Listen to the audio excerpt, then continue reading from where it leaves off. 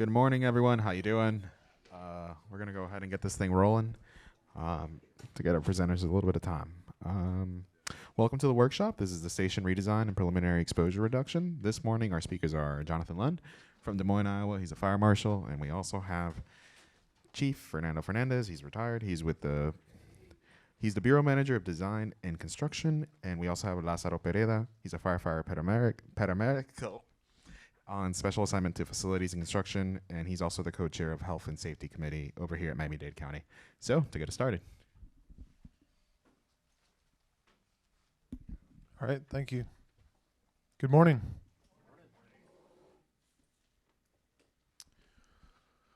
Okay, we're going to get started here. As he said, I'm Jonathan Lund with Des Moines Fire. A little disclaimer, I'm not a researcher. I'm an engineer by education. No, not a fire truck driver, not a train operator. I'm going to have to come up with a better joke for the fourth session. But numbers and equations engineer, fire protection engineer if you want to know the exact discipline. My current assignment is as the fire marshal for Des Moines. So I have prevention, education, investigation, all of those things. It was my team of investigators and I that we got involved in the firefighter cancer cohort study, and that's what led me to this group and this conference. 3 years ago, we presented our design approach for this station that we'll talk about today, and now we're coming back with it's been in service since November of 21, so we've got a little over a year of experience with some of the design elements that we put into this station. And then, really this work really hit home for me in the last 2 years. We talk about it's somebody else that has cancer, it's somebody else's crew that's impacted by cancer. And within the last 2 years, we've had 3 of the investigators on my team diagnosed with cancer. All 3 of them have since retired early. We all want to retire early, but not under those circumstances. I am happy to report that 2 of them are cancer-free at this time. And one of them had an inoperable form of cancer, but through some awesome treatment at the Mayo Clinic has a much better prognosis than he did about a year ago. So this work, not just this presentation, but the work that we're doing, the work that you're doing in your fire stations and your departments to make things better is certainly dedicated to those that are currently battling and have battled cancer. So this morning I want to talk about behaviors, traditions, and constraints. So our design committee looked at how can we influence behavior in our fire stations through design. How do we incorporate our traditions in new stations and remodels that are historical in nature, but that are important to us? And what are the constraints that we have to deal with? Because we all have a budget, we all have a boss, right? We may not like either one of them, but we have to deal with that. And so the start of the presentation, we'll walk through some of those behaviors, some of those traditions, some of those constraints, and then I'll show you how we incorporated them into one of our new stations and what we've learned from that so far. So a little bit about Des Moines. We're 11 stations, 312 is our authorized strength for firefighters. 9 of those stations are older than 25 years, and there's a caveat in there, like 8 of them are 60, 70 years old. One of them's fairly recent. It was a temporary station built in 1998. It's still operating. So only 2 of our stations have dedicated turnout gear storage spaces. The rest of them look something like this. Where our turnout gear is out in the apparatus bay. It's getting covered in diesel exhaust. It's subject to UV light degradation, all of those sorts of things. Not ideal. So we've tried to figure out innovative solutions in some of our existing stations, but also make sure that this is a priority in new stations that we build. Sleeping quarters. A lot of our stations look like this. We embraced the open dorm concept, or at least we did. So I said we had a committee that we put together when we started on the Station 11 design. And that committee was made up of different genders, different ranks, union representation, all of the above. And we had a long conversation about open dorms. And there's a balance here. There's a balance between my own individual space, right, and the team atmosphere. And ironically, one of the individuals on the committee who advocated for the preservation of open dorms was an officer who hasn't slept in an open dorm in 15 or 16 years, because only our officers have private sleeping quarters. So ultimately, we did decide to do individual sleep spaces for our new station, and we're looking at how can we retrofit some of our existing stations into individual sleeping areas, because there's a lot of other things that came along with that that benefit our health and wellness. Again, some of the traditions, we used to keep our night pants right at the edge of the bed. Some of you remember night pants and day boots. And so there's these traditions that we not necessarily hang on to the night pant tradition, but the open dorm concept and some of those things. So we'll talk about how we've addressed that moving forward. Wellness, fitness. I'm excited to say that, our culture has changed, certainly in our department. There's much more of a team atmosphere around working out now. Our peer fitness trainers have done an awesome job. We've spent a bunch of money to acquire better workout equipment, stair steppers in the station, stuff like that. But 9 of our stations lack a space to put it in, and we run out of real estate. And so our 2 newest stations do have dedicated fitness areas that are separated from those contaminated spaces. Turnout time. One of the things that our committee really looked at was how do we eliminate obstacles between our commonly occupied spaces and the rigs.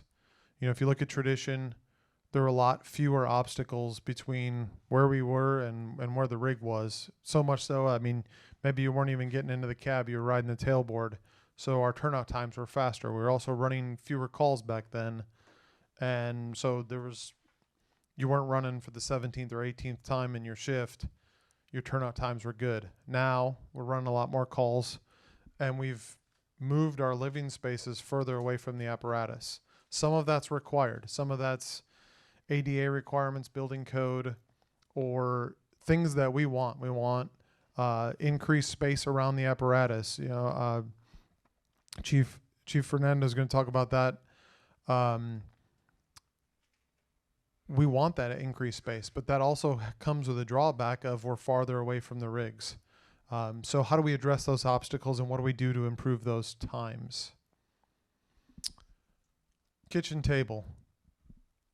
I don't know how it is in your fire station, but it seems like majority of our training, our classroom-based training, the important discussions are happening around the kitchen table.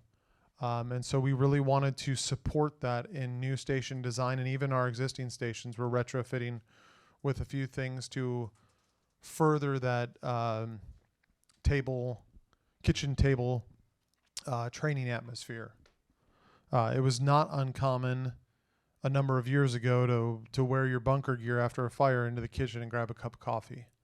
So again, how do we influence those behaviors in our station design to not do those things now? I want to share with you a quick story about tradition in the Des Moines Fire Department. Every February, there's a directive that comes out that we need to do wall washing. 15, 16 years ago when I first started there, I didn't think much of it. We clean the walls. And then you dig into the tradition. It started when we had Jack and Jack, one of our horse teams, and they were cleaning the walls of the stalls and stuff like that. And then we transitioned to diesel apparatus, and we still needed to clean the walls. And as recently as 10, 12 years ago, we're cleaning the walls, and you don't even think about it, but you run that sponge with soapy water across the wall, and your sponge is black. And then you rinse it off in your bucket, and that water starts turning into sludge. You just think you're cleaning the walls. Man, that was a year's worth of of grossness, but what was it? It was the diesel exhaust. It was the carcinogens off-gassing from our gear permeating our entire living space because we didn't have those separations between contaminated areas and living spaces. So that became a point of emphasis in our new station design. Decon. I'm guessing some of our Florida brothers and sisters have not experienced some of these pictures. These are some recent fires in Des Moines. Even when it's negative 20 outside, we're trying to embrace on-scene decon. Now that may be dry decon in the picture on the far right, or in some instances we'll do wet decon on scene. We try to steer away from wet decon on scene when it's below freezing. It tends to cause some challenges. So we really wanted to figure out how can we incorporate these best practices for decon in our new station design. How do we facilitate wet decon when we can't do it on scene? And so we'll talk about some of that. And then another challenge we had, I talk about constraints. We've only recently started acquiring second sets of gear for all of our firefighters. So we're trying to, again, encourage these behaviors and encourage switching out to a second set of gear. For those that don't have it yet, we do have a checkout program for a few of our spare sets, so we can try to get everybody into a clean second set of gear post-fire. All right, so next few slides deal with Station 11. Like I said, it opened November 21, so we've had a little over a year of experience. We've been through 2 winters with it. And I did several interviews with some of our firefighters and officers that are stationed out there to try to gather, like, how have their behaviors been influenced? Because our other 10 stations don't really have any of the technology and the research that we know that we've incorporated into this station. So when they have a ship in, how do they influence those behaviors with somebody that's not normally stationed there or something like that? So that's what these next slides focus on. Just to give you a little orientation about the station, our living spaces, kitchen, dining room, day room, there's a patio out here with a barbecue grill and stuff. Our 4 sleeping pods, there's 3 pods of 3, and then there's an officer's suite, captain, lieutenant, and they have a separate bathroom, which I'll talk about in a second, and then their office, and then our fitness area. So the working spaces are the training classroom up here in the report room, and all of the areas in blue are separate HVAC. So we'll talk a little bit about that later, how we partition that off. And then our contaminated spaces, the apparatus bay, our extraction and cleaning area, our turnout gear storage, and then our medium decon concept, which I want to explain to you. So our decon thought process. We are a transport ALS agency, so 75%, probably closer to 80 is EMS response. So we wanted to incorporate all of the different scenarios that we might come across. We didn't just want to focus on post-fire decon. So we looked at 5 primary scenarios, routine call, lift assist, something like that. Just cleaning our hands, cleaning our boots before we enter our living space, not taking any of the contaminants from, somebody's apartment or whatever into our fire station. The EMS, the post-code, post-CPR type call, and then some different fire scenarios. If we just need to clean our PPE, do we need to overhaul and maintenance our chainsaws, our K-12, our fans, whatever. And then our post-fire SCBA detailed cleaning, we wanted to incorporate that as well. So we looked at what are all of the steps that we need to do for any one of these scenarios, and how do we incorporate it into the building design. So our guiding principles were the process has to be logical. If you design the fanciest system into your fire station and your firefighters won't use it, you just wasted a bunch of money. So we needed to make sure that our firefighters would embrace it. Even if it was a change in process, how do we influence that behavior? And I'll give you a specific example of that in a second. And then that design must reinforce our desired procedures. So if we come back from a fire, apparatus return, drive around, drive through the bay.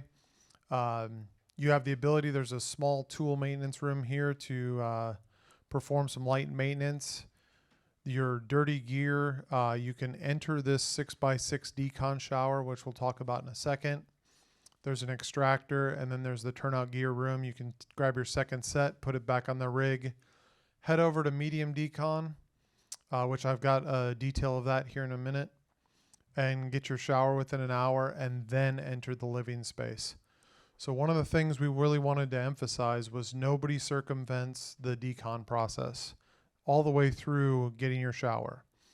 So I said the officer's quarters is down here, captain, lieutenant, bunk. They have a bathroom. That bathroom doesn't have a shower. We did not want the officer letting their crew go shower and then they go through the clean space to get their shower.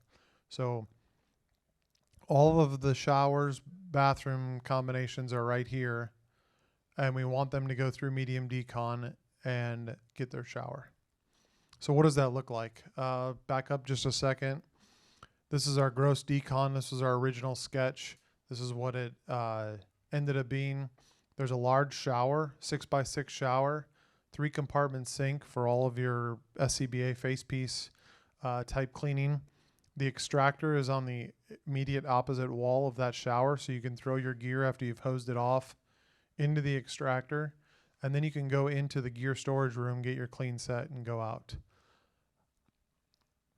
This is what it looks like. This is the gross decon shower that we built. One of the challenges with we're required to be lead, well, that ends up being a low flow shower nozzle, which is not the most effective for this. So we're going to fix that on the next one.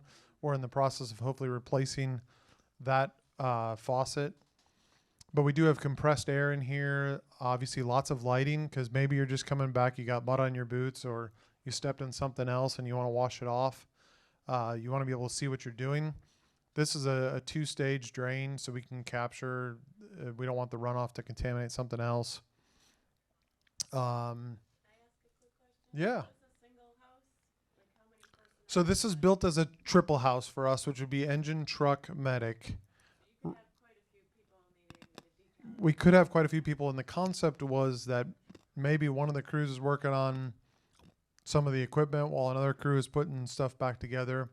The idea was, that you're not running. That would be 8 people for us, 3 on each suppression and 2 on the medic unit. But yes, you're correct. And again, we're not trying to circumvent on-scene wet decon. We want to do that whenever it's possible. But if it's -5 like it was last night, we want to be able to provide them something when they get back. So then medium decon, we wanted a single point of entry. After you've put your rig back together, second set of gears there, you can come into this medium decon area. This area is really easy to clean. There's no base cabinets. You can hose it out. There's a residential washer and dryer, so you can remove your station clothes. Somebody asked, well, what about your change of clothes? We added bowling lockers is what I call them. They're little 2x2 lockers. Everybody stationed there can keep a change of station uniform and toiletries in those. If you're a ship in the morning, you can put your change of clothes and toiletries in these so that you can grab and go into any one of these shower bathroom combinations and then enter into the clean space. Our gear storage, we did no windows, constant exhaust and constant dehumidification in here. We also designed this as our ICC 500 storm shelter. So this is built like Fort Knox now. And our sleeping pods. So like I said, we did do individual sleeping areas.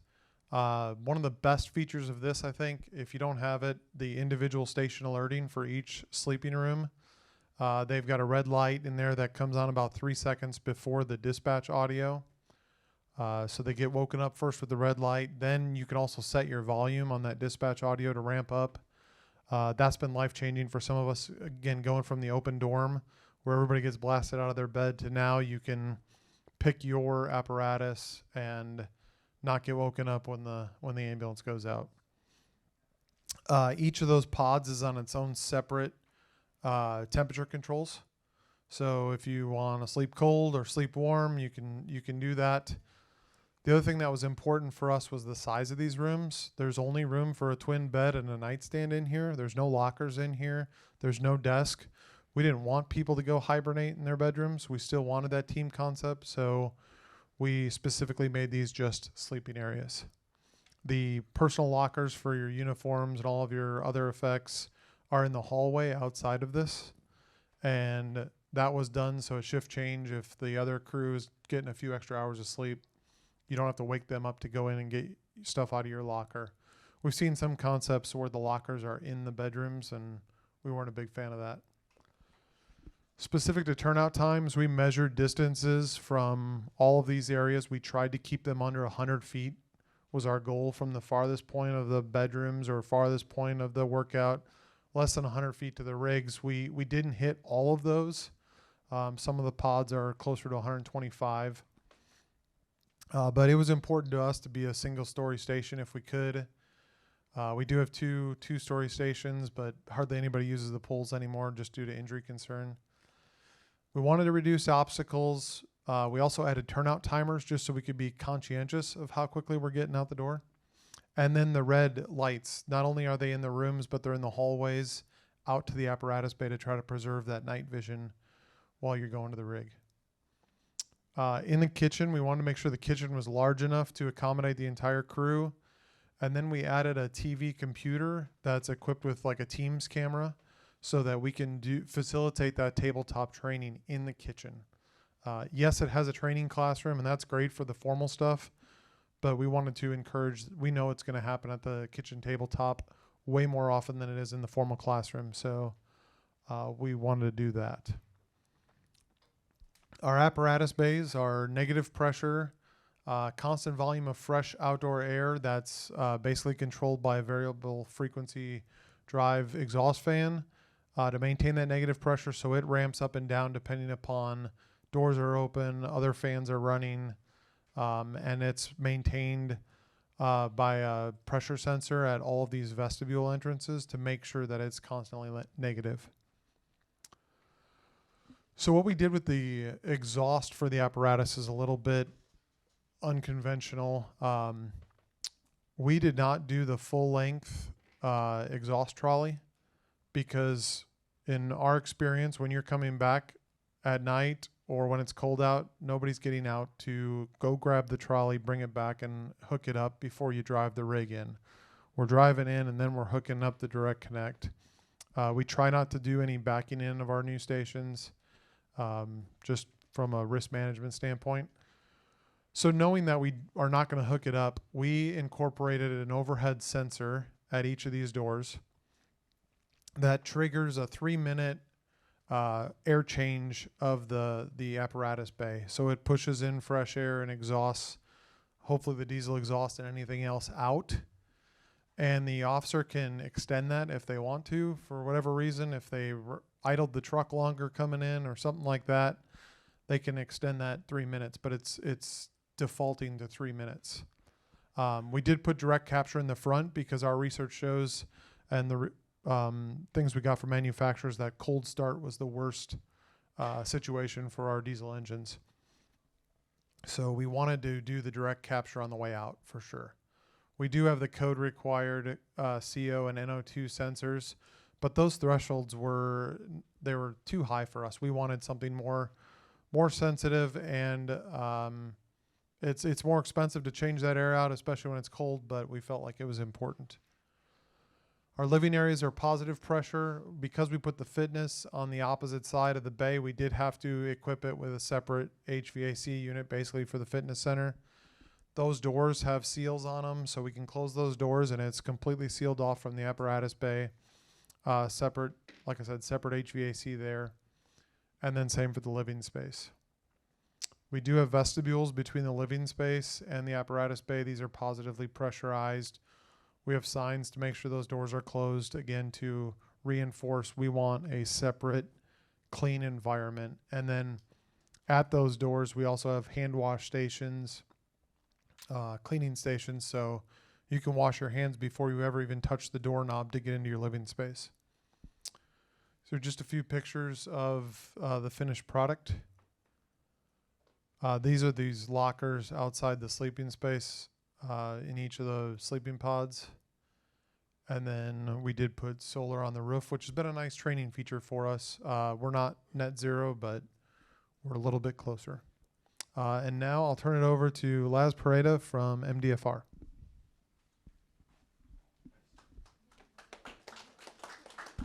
Thank you, Jonathan.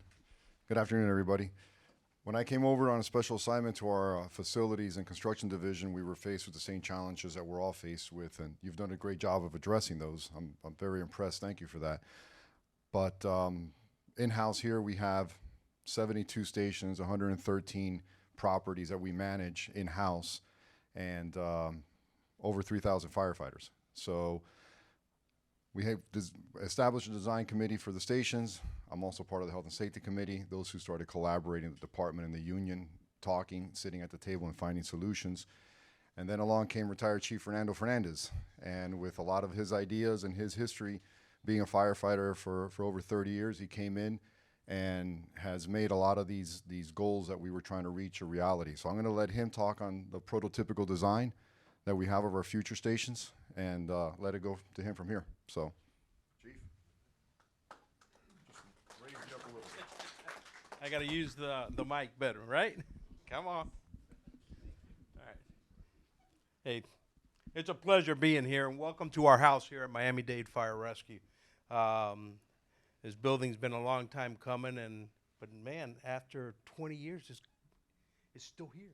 So, anyways, I retired from Miami-Dade Fire Rescue. As a matter of fact, I didn't even see that you were from U of M. That's where I went to School of Engineering. So, not quite the U, more the Gator, though.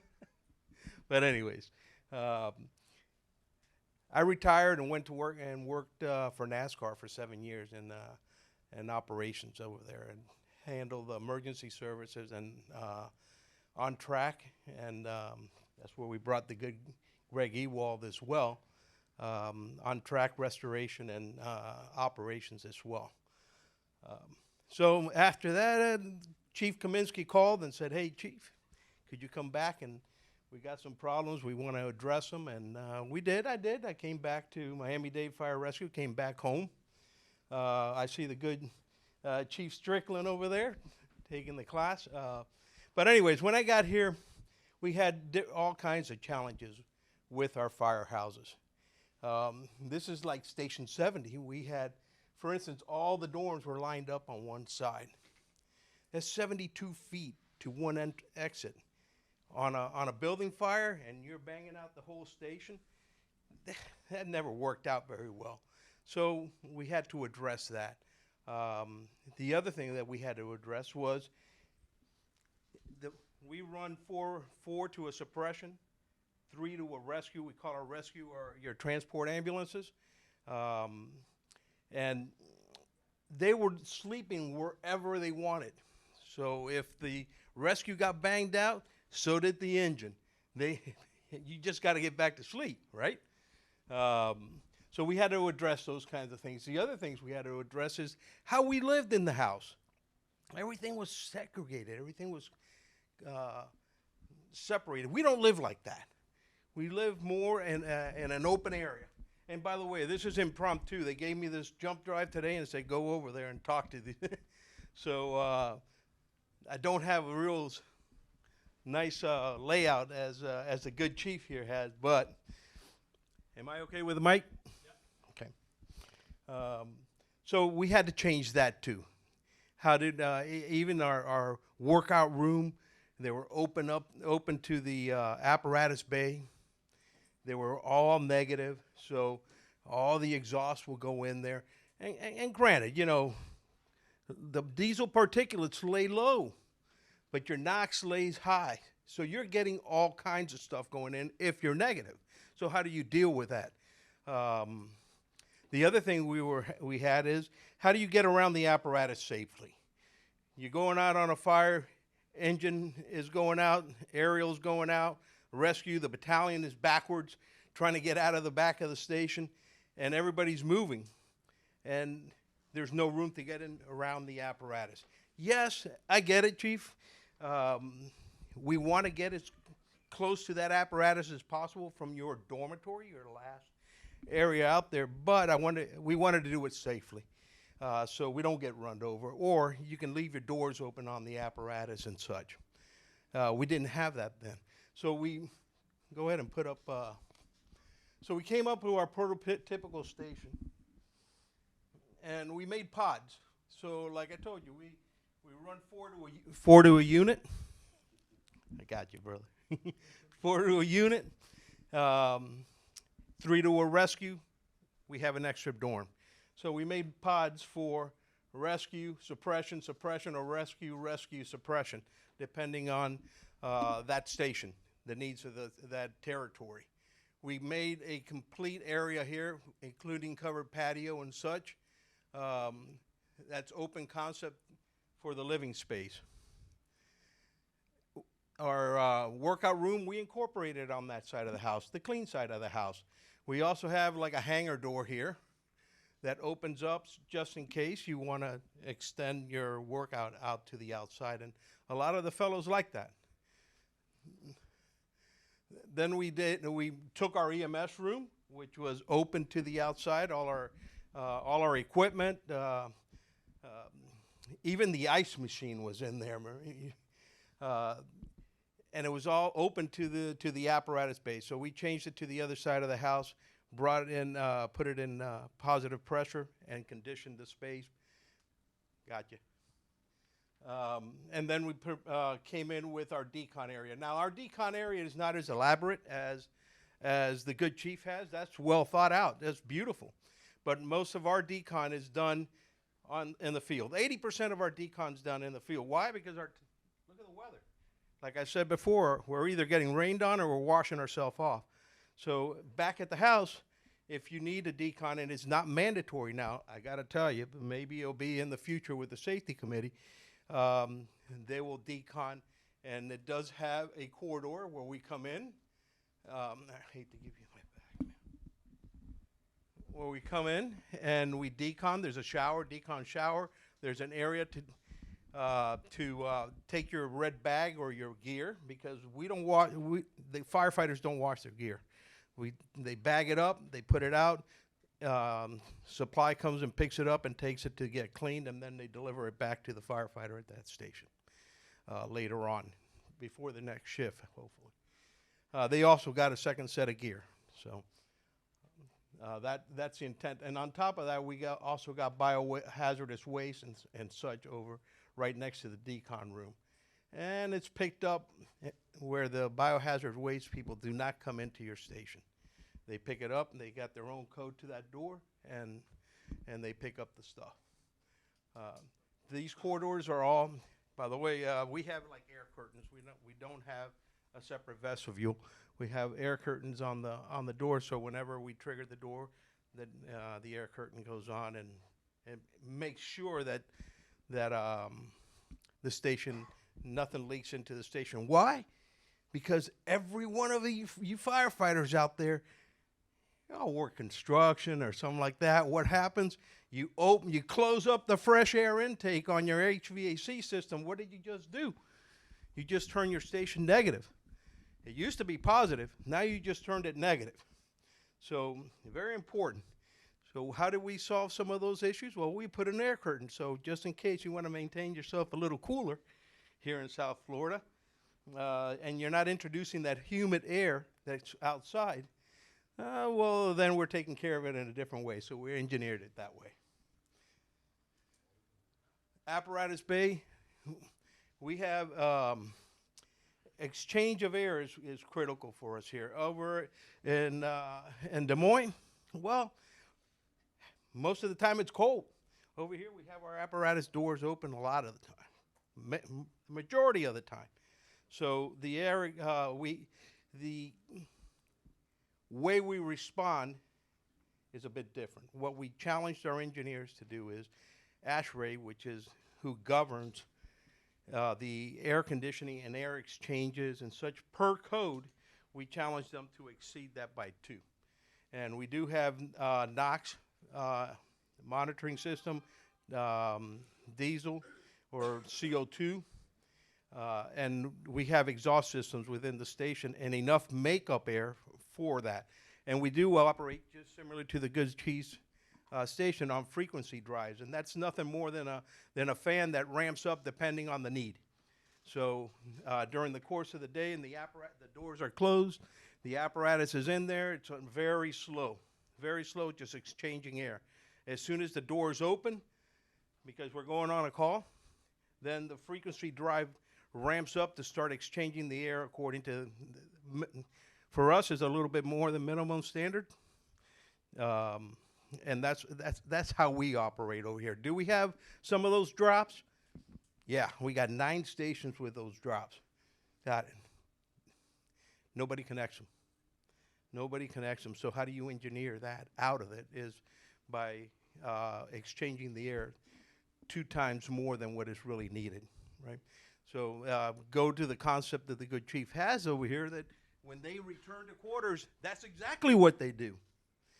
When they leave, get it, a cold start has a lot more diesel, particularly CO2. We do have the drops, I can say, they're not using it. So we've engineered it this way to make sure that we remove all diesel particulates and CO2 and NOx out of the station. We also made the station apparatus bays a little bit wider so you can move around them. Put our tools and equipment room over here with storage, separate storage for our speedy dry, bottles, O2 bottles, SCBA bottles, equipment that the captain wants to have at that station. Then our bunker gear room is air conditioned. And why is it air conditioned? We do have enough fresh air coming in, and the size of the air conditioner is enough to dehumidify that room. It not only makes it positive, but it also brings fresh air into that room and keeps it cooler. So when you come back to the next shift and your gear is all sweaty and everything else, you can put it on. It's probably dry by then. Sometimes back then, Chief, we used to come in and the gear's still wet and it's deteriorating and the PBI is falling apart on it. We also have sensors in that room, so the lights will turn on and off depending on your personnel. Stop. I'm done. Guys, it's been a pleasure. Been a pleasure, and welcome to Miami-Dade. If anyone has any questions.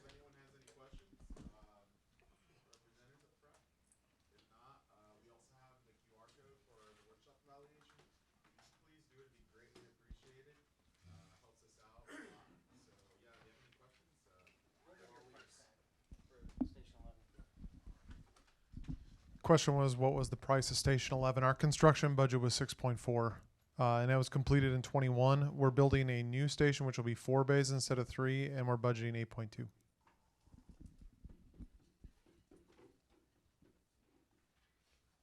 Any other questions? Appreciate your attention. Thanks for being here.